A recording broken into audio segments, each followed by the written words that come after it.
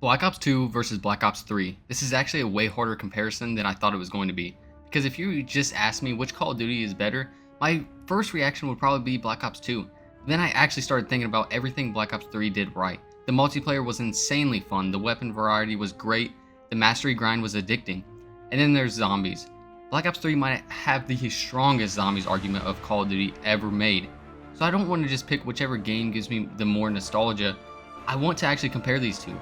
The multiplayer, maps, guns, zombies, campaign, progression, and honestly just which game I'd rather sit down and play for hours today. And by the end, I'm picking one. Black Ops 2 or Black Ops 3? Let's figure it out which one was actually better. Let's get into it. Let's start with multiplayer because this is probably where these games are the most different. Black Ops 2 was basically peak classic Call of Duty. You spawned in, you had your gun, your perks, and your equipment, and that was pretty much it. There wasn't a bunch of crazy movement, there weren't people flying over your head, and you didn't have specialists popping abilities all the time. It was just Call of Duty, and I think that's one of the biggest reasons people still love this game. The movement was simple, but the actual gameplay was pretty fast. That's an important difference, because sometimes people hear boots on the ground and they think that game must have been slow. Well, BO2 was definitely not slow. You could absolutely fly around the map if you wanted to. You could rush with the MSMC or a PDW, get into the enemy spawn and completely take over a lobby. But somebody else could sit back with an AN-94 or the MA1 and play completely differently. The game gave you options without needing some crazy movement system to make the skill gap interesting. Now Black Ops 3 completely changed that.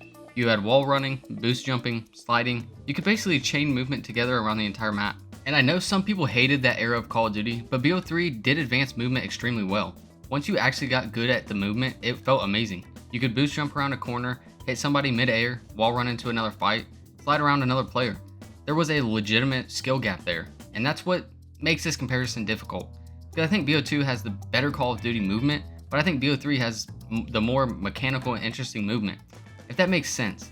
If I'm choosing which movement system I want in a new Call of Duty, probably give me Black Ops 2. But if I'm judging BO3 for what it was trying to do, I think they absolutely nailed it. And honestly, out of the entire jetpack era, BO3 is probably the game where the movement felt the most natural.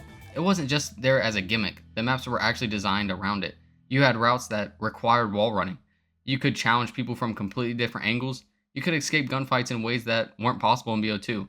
So, multiplayer gameplay, this is closer than a lot of people make it seem. But personally, I'm giving the first point to Black Ops 2, not because BO3 multiplayer was bad, but BO3 multiplayer, it was incredible. I just think BO2 represents Call of Duty multiplayer almost perfectly. Now, let's get into the maps. And this is where Black Ops 2 starts getting dangerous because, look at these maps. Raid, Standoff, Slums, Hijacked, Express, Plaza, Yemen, Cargo, even Nuketown 2025. Think about how many of those maps people still remember immediately. And there's a reason maps like Raid keep coming back. The layouts were simple enough that you understood them almost immediately, but they still had enough depth that you could learn different routes and power positions. Raid might legitimately be one of the best Call of Duty maps ever made. Standoff is right there with it, and Hijacked. And put 12 players on a yacht and basically tell them everybody to fight. How are you supposed to mess that up? It was chaos, but it was good chaos. BO2 also came out during an era where Treyarch really understood the 3-lane map philosophy. The maps had structure, you generally understood where enemies were going to come from, but then they didn't feel like 3 identical hallways. That's the difference. Now, let's look at BO3, because BO3 had some really good maps too. Combine, Stronghold, Hunted, Evac, Fringe, Infection, Redwood, and obviously Nuketown. Combined especially, I don't know how many hours people spent playing that map, and it was basically BO3's version of one of those maps you could play over and over again. And BO3 maps had another challenge that BO2 didn't have. They had to accommodate advanced movement. Treyarch couldn't just make normal maps. They needed walls you could run across, areas where boost jumping made sense, vertical without making everything completely ridiculous, and for the most part, they did a really good job. But if I'm putting the best BO2 maps against the best BO3 maps, I'm taking BO2. Raid and Standoff alone are extremely hard to beat. Then you've still got Hijack, Slums, and everything else. So maps, that's another point for BO2. Now, let's talk about the guns. And this one is interesting, because both games had some absolutely ridiculous weapons. Let's start with Black Ops 2. MSMC, the PDW-57, MP7, Scorpion Evo, the AN-94, the MA1, Scar H, the FAL, the DSR-50, the Ballista, and obviously the Peacekeeper. There are guns at BO2 where I can literally hear the sound of them just from saying their name. The MSMC is probably one of the most iconic SMGs in COD history. The AN-94 was ridiculous. The MAA-1 was insane if you had good accuracy. And the sniping, come on, the Ballista and DSR, that was one of the best eras ever for Call of Duty sniping. BO3 wasn't exactly lacking weapons though. The VMP, the Kuda, Man of War, the MAA-7, the KN-94, the HVK, the Razorback, Dingo, the SVG, and the Locust. And the thing I loved about BO3 was how different some of the weapons felt. The VMP was a monster up close. The Man of War hit insanely hard. The MAA-7 was basically built for someone with really good aim. And the Kuda was just one of those guns you could throw on and use basically anywhere.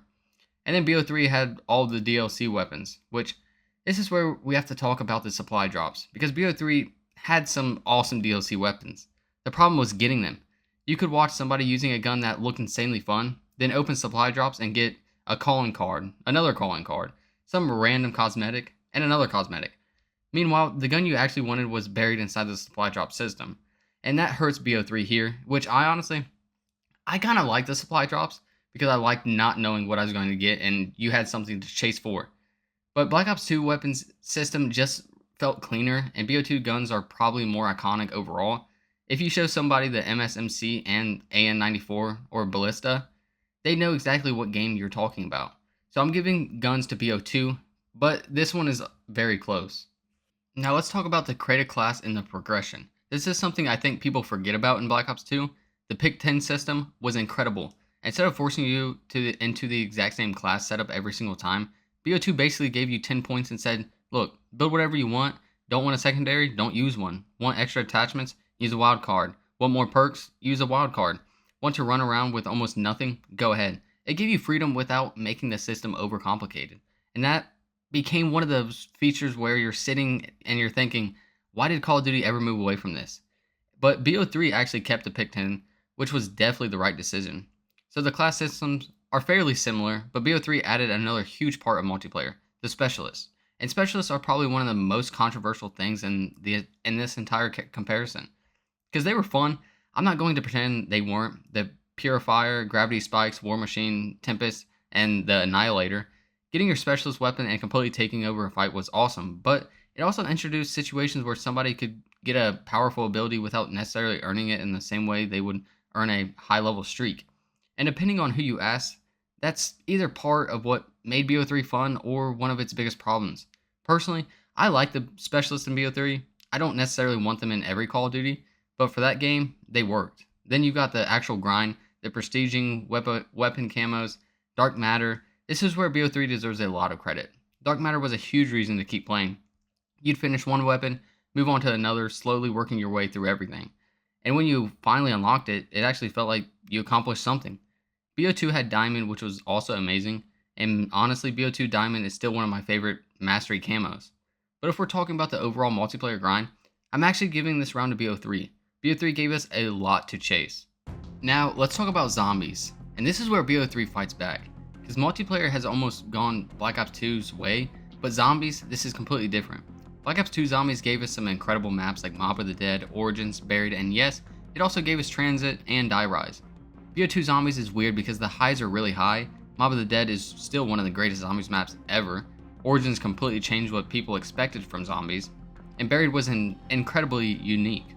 Then you have maps that are still controversial to this day. Transit had an incredible concept, a giant zombies experience where you travel between locations on a bus. That sounds amazing. The execution, yeah, we all know how that went.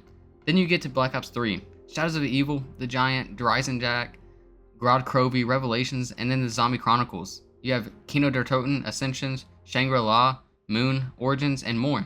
I mean, that's ridiculous. Black Ops 3 eventually became almost a celebration of Treyarch zombies as a whole. And Horizon Jack alone is enough to make this conversation interesting. You had the bows, the Easter egg, the atmosphere, the map design, and the Panzer coming back. It took a whole lot of what people loved about Origins and made it more accessible. Then you got Shadows of Evil. And I know some people didn't love Shadows when BO3 first released, but over time the map has aged incredibly well. The atmosphere is unbelievable. The Apothecon Servant, the characters, the music, the entire 1940s style city. It doesn't feel like a generic zombies map. It had its own identity. Then Grodd Krovi gives you a dragon flying around. Revelations combines pieces of old maps together. And Zombies Chronicles basically turned BO3 into a zombies museum.